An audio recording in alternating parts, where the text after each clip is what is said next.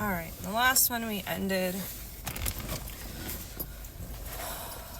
with my sister coming to me in my 20s, getting all the siblings together, and my dad just kind of chilling in my social media and just kind of being there, available but not really talking.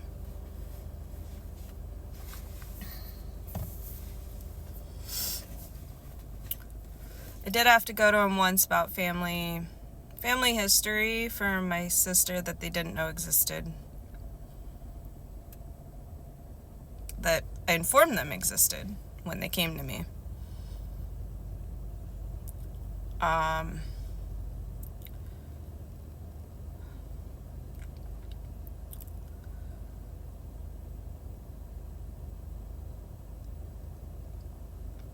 Let's see, what else?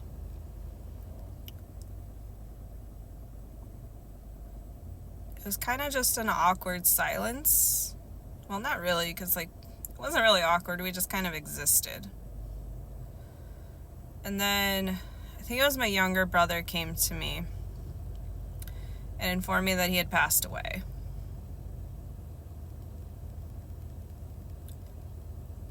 That he had a heart attack.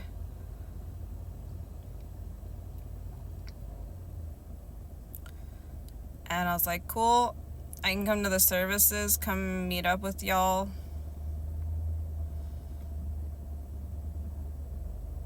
Get to know you for the first time. And they're like, oh no, we already had those.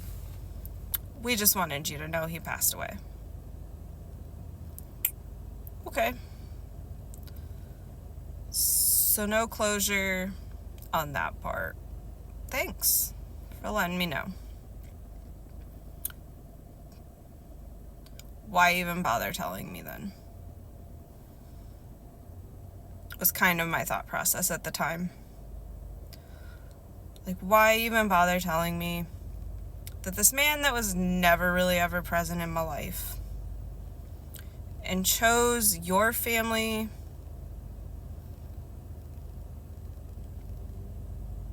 and to basically ignore my existence? Why bother telling me?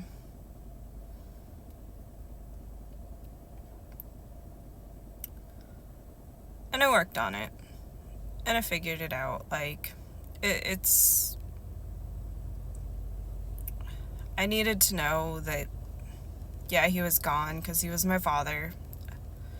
Yeah, he meant more to them because they actually built a relationship with him as a father, in a way. They each had their own version of him. My sister got to see him go through the drugs and alcohol and going through sobriety. My younger brother got to actually see him as a father, whereas I just got the absence. Which one of us had it easier? Who knows? But we all got different versions.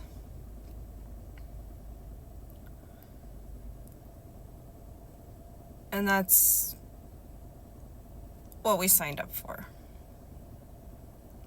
We all got to work through our wounds of it in our own way.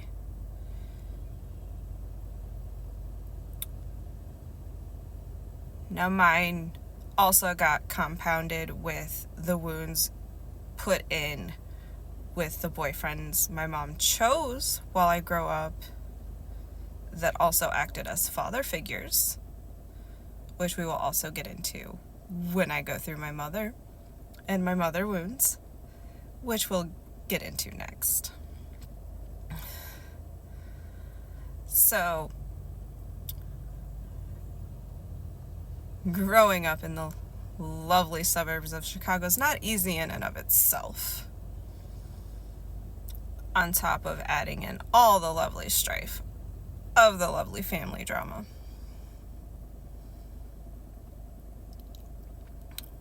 And no, it's not all the trauma it had its good times too. We'll give it that. So, this lovely part 2, we're going to delve into the relationship with my mother now, which is still very tumultuous. So, growing up, I was the daughter she never wanted. We will put it that way. So,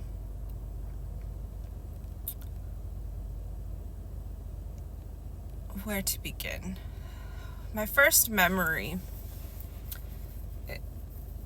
ends up in a police station where I let the dog out after dark. I was like 2-3 years old. Couldn't get back in the house because the door was sticky. It's not that it's locked, the doorknob still turned, you just couldn't get the door open very easily, especially with like 2-3-year-old strength. And my mom's boyfriend inside couldn't hear me knocking, and so the neighbor called the cops, and then the cops knocking still couldn't hear, so they just took me to the police station, called my mom, and then fed me candy at the police station until my mom showed up. That was a fun time. So, yeah, one of my first memories is spending time at the police station, eating candy, waiting for my mom.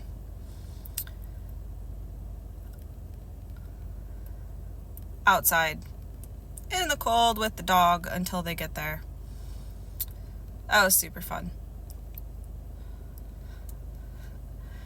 And then it goes to the memory of my dad's break-in. Around that same time is a time where I drew on the wall. This time's important. I drew on the wall and signed my name to it. 6th grade writing. It's not very neat. I just wrote the name Autumn with a bunch of scribbles. And I said it wasn't me. And this is the time where I get dubbed the family liar. So from here on out, I don't tell the truth about anything in my mother's eyes. Just want you to know. It's from here on out. From when I drew on the wall in kindergarten, this is where I became the liar of the family.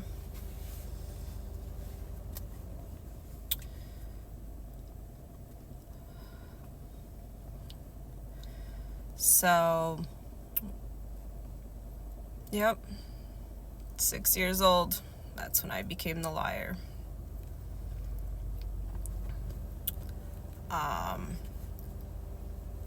As far back as anytime I was in trouble, starting that far back. It's when I was told she only wanted boys, and this was the reason.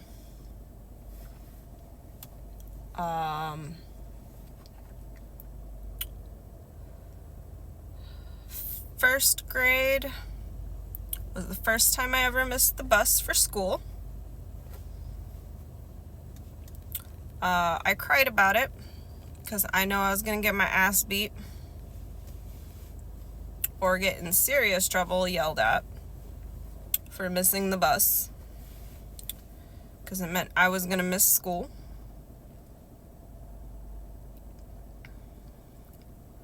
It's tumultuous times back then. Can't have that. Nope.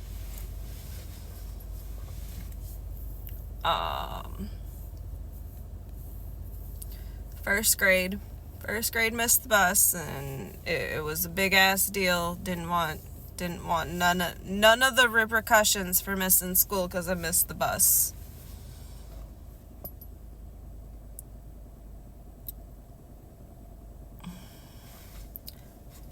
But we're about to go to a part 3.